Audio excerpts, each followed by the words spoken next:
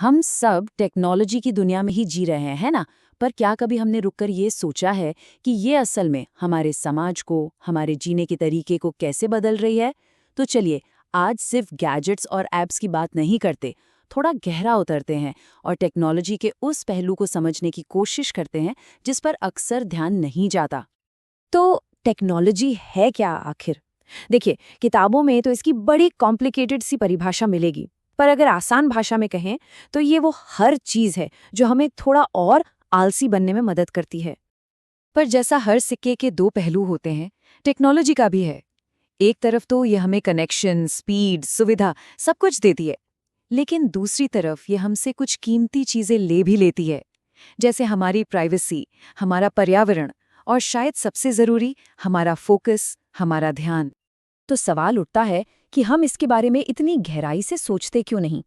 शायद इसलिए क्योंकि टेक्नोलॉजी हमें एक जादू की तरह लगती है ना? इसका असर तुरंत दिखता है, इसके फायदे सामने होते हैं और इस चकाचौंध में हम इसके लंबे समय के परिणामों पर उतना गौर ही नहीं कर पाते। तो चलिए, इस सोच की पहली परत को हटाते हैं। क्या टेक्नोलॉजी सिर्फ एक टूल है, एक औजार, या फिर उससे कहीं ज्यादा कुछ है? ये असल में एक ऐसी ताकत है जो हमारे समाज को, हमारे रहने के ढंग को नए सिरे से गढ़ रही है। देखिए, ये समझना बहुत जरूरी है कि जब भी हम कोई नई टेक्नोलॉजी अपनाते हैं तो हम सिर्फ एक मशीन या एक ऐप का इस्तेमाल नहीं कर रहे होते। नहीं, हम असल में अपने रिश्तों को, हमारे बात करने के तरीके को और यहाँ तक कि समाज में पावर का जो बैलेंस है उसे भी बदल रहे होते हैं। एक छोटा सा उदाहरण लेते हैं, ईमेल का। जब ईमेल आया तो लगा कि इसका काम सिर्फ एक जगह से दूसरी जगह मैसेज भेजना है। पर क्या ऐसा था? नहीं। इसने हमारे काम और हमारी पर्सनल लाइफ के बीच की लाइन को धुंधला कर दिया, हमारे रिश्तों को बदला और एक दूसरे से हमारी उम्मीदों को पूरी तरह से बदल कर रख दिया। अच्छा, अब एक कदम और आगे चलते हैं।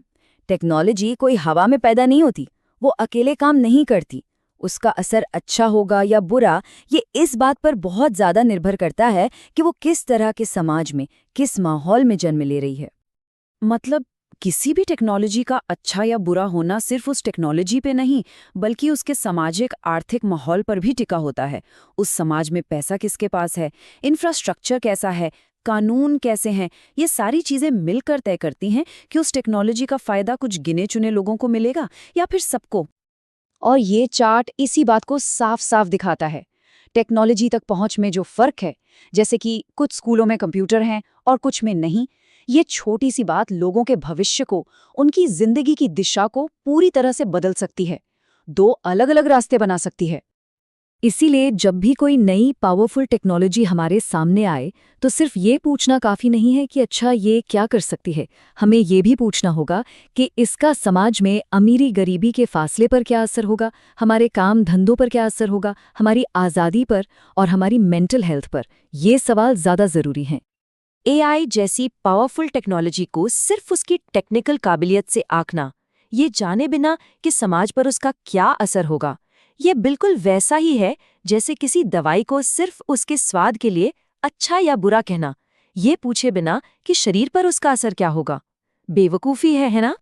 और अब बात करते हैं उस टेक्नोलॉजी की जो आज सबसे ज़्यादा चर्चा में है, आर्टिफिशियल इंटेलिजेंस यानी एआई।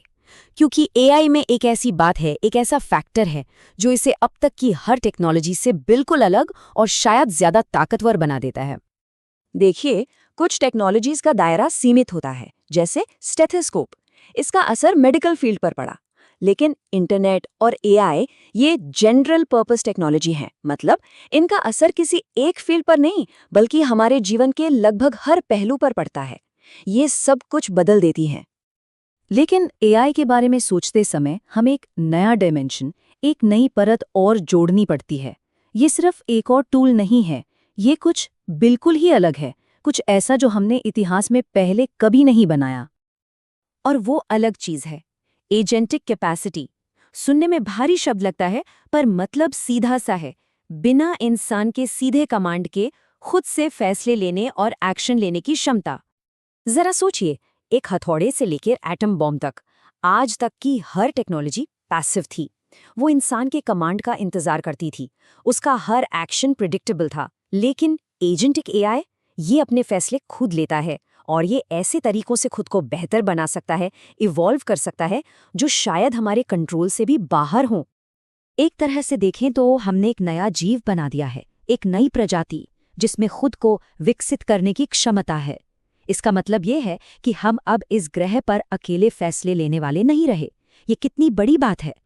तो जब पावर इतनी बड़ी हो, इतनी अभूतपूर्व हो, तो फिर एक ही रास्ता बचता है, रेगुलेशन। इसे कंट्रोल करने और इस पर नजर रखने की एक सख्त जरूरत। देखिए, ये एक बहुत ही बुनियादी सिद्धांत है। कोई भी ताकत, चाहे वो कुदरती हो या मशीनी, उसे रेगुलेशन की जरूरत होती है ताकि वो बहुत बड़ा नुकसान न कर दे। एआई भी इससे अलग नहीं है। और एआई को रेगुलेट करने की जरूरत और भी ज्यादा इसलिए है क्योंकि ये एक ऐसे वक्त में आ रहा है जब हमारा समाज पहले से ही कई मुश्किलों से जूझ रहा है। अमीरी गरीबी का बढ़ता फासला, कमजोर होते लोकतंत्र, समाज का टूटना। एक अनियंत्रित एआई इन सारी समस्याओं को और भी बहुत ज्यादा बढ़ा सकता है। पर एक बात मन में आती है ना, कि ये जिन तो अब बॉटल से बाहर आ चुका है, क्या अब कुछ करने के लिए बहुत देर हो चुकी है? क्या टेक्नोलॉजी को रोकना मुमकिन है? और कई बार जो लोग इन खतरों को समझते भी हैं, वो भी निराश हो जाते हैं। उन्हें लगता है कि अब बहुत देर हो चुकी है, कि ये चुनौती हमारे काबू से बाहर है। लेकिन इस नाउमीदी के बीच एक बहुत जरूरी बात याद रखनी चाहिए, जो डेविड ग्रेबर ने कही थी। दुनिया का छिपा हुआ सच ये है कि ये वो चीज है जिसे हम बनाते हैं, और हम इसे उतनी ही आसानी से अलग तरह से भी बना सकते हैं। मतलब, ये दुनिया जैसी है वैसी हमेशा नहीं रहेगी। हमने इसे बनाया है और हम ही इसे बदल सकते हैं। तो शायद रेगुलेशन को एक रुकावट की तरह नहीं, बल्कि एक क्रिएटिव काम की तरह देखना चाहिए। हाँ, जिन बोतल से बाहर आ चुका है, तो अब एक बड़ी बोतल बनाने का समय है।